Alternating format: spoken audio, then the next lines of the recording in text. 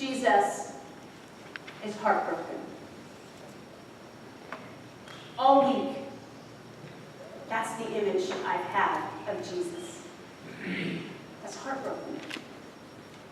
Last week we saw Jesus and he was amazed.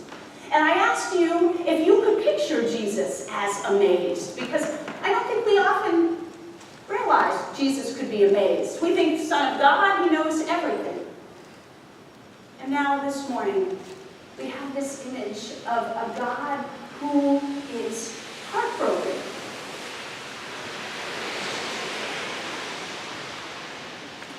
He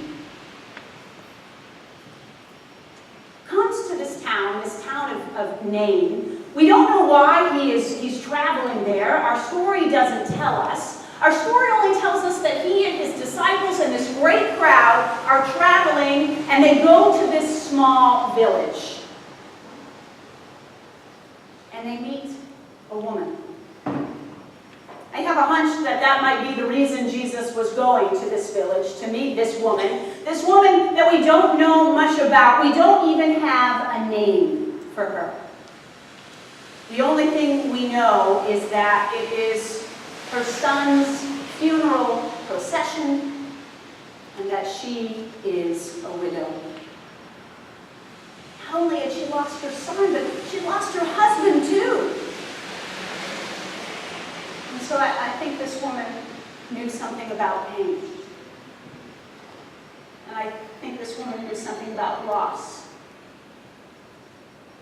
And I think this woman knew something about death. Loss that I think some of you are acquainted with too. Loss of companionship. The loss of understanding. Maybe for you it's been the loss of hope, or the loss of love.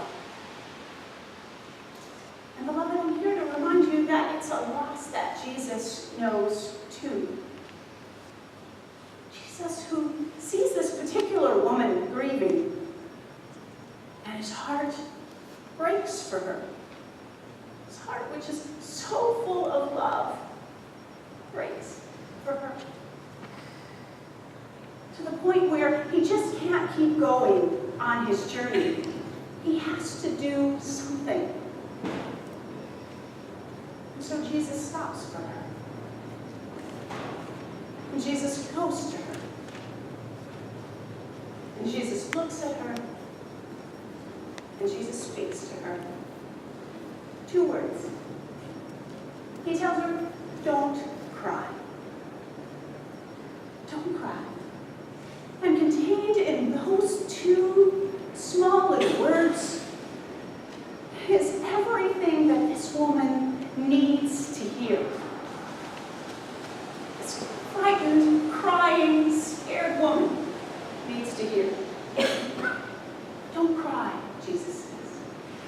I am with you. Do not be afraid. I am here. I will give you hope. And I will bring you peace. I will love you. And you are mine. Those are words of good news that we find in the story today, beloved. That Jesus promises he will be with us in the midst of that cancer diagnosis. That he will be with us when we've lost our job. That he will give us hope when we are hopeless. He will give us love when we are grieving. He will bring us joy when we get promotions or retire.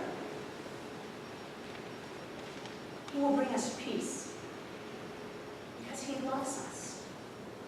And we are his. And that's the good news of the gospel, beloved.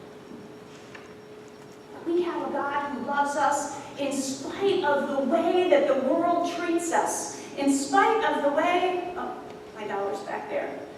The way that the world tramples on us, or crushes us, or rips us, or scars us, or hurts us. We have a God who promises us